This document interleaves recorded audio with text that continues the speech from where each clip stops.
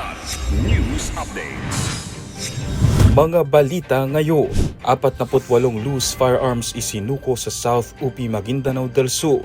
Senado magko-convene bilang impeachment court sa Mayo 18. Tatlong mag-iina patay sa sunog sa Navotas. Ako po si Cesar Soriano para ihatid ang mga nangunang balita sa buong kapuluan ngayon. 48 loose firearms ang isinuko sa isinagawang turnover ceremony sa Barangay Romungaob, South UP Maguindanao del Sur. Pinangunahan ng 57th Infantry Battalion ng aktibidad, katuwang ang lokal na pamahalaan at Office of the Presidential Advisor on Peace, Reconciliation and Unity o PAPRU bilang bahagi ng Small Arms and Light Weapons Management Program. Kasabay ng turnover na mahagi rin ng socio-economic assistance sa mga benepisyaryo ng programa. Ayon sa mga opisyal, layunin ng hakbang na palakasin ang seguridad at suportahan ang mga programang pangkapayapaan sa Maguindanao del Sur. Pansamantalang inilagak sa himpilan ng 57 IB ang mga isinukong armas para sa tamang pag-iingat at dokumentasyon.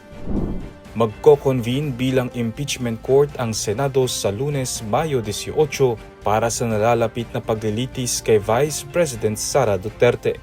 Ayon kay Senate President Alan Peter Cayetano, nakatakdang isama sa Order of Business sa Lunes ang Articles of Impeachment na ipinadala ng House of Representatives. Sinabi ni Cayetano na walang inaasahang pagkaantala sa pagsisimula ng impeachment trial dahil karamihan sa mga senador ay pabor na sundin ang umiiral na mga patakaran sa impeachment proceedings. Tiniyak din ito na walang magmomosyon sa panig ng mayorya para i-dismiss ang Articles of Impeachment. Na-impeach si Duterte matapos bumoto ang Kamara ng 257 na pabor, 25 na tutol at 9 na abstention kaugnay ng mga alegasyon kabilang ang umano'y unexplained wealth, misuse of confidential funds at pagbabanta umano sa Pangulo. Tatlong babaeng mag-iina nasawi matapos matrap sa nasusunog nilang bahay sa Barangay Tangos South, Navotas City madaling araw ng Huwebes, Mayo 14. Kinilala ang mga biktima na sina Maribel Bartolata, 45 anyos, kanyang anak na si Jasmine Bartolata, 20 anyos at 9 na buwang buntis, at 9 na taong gulang na si Miracle Ortega. Umabot sa ikalawang alarma ang sunog na tumupok sa 10 bahay at tumagal ng halos 3 oras bago tuluyang naapula.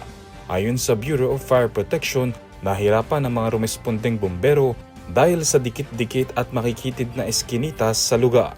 Nagpaabot na ng paunang tulong ang Navotas LGU sa 40 pamilyang naapektuhan ng sunog.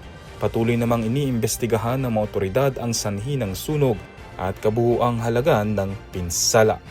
Para sa Kidlat News Channel, ako si Renzo Lenon, nag-uula. Ako po si Cesar Soriano. Palagi niyong kasama sa bawat pagputo ng balita.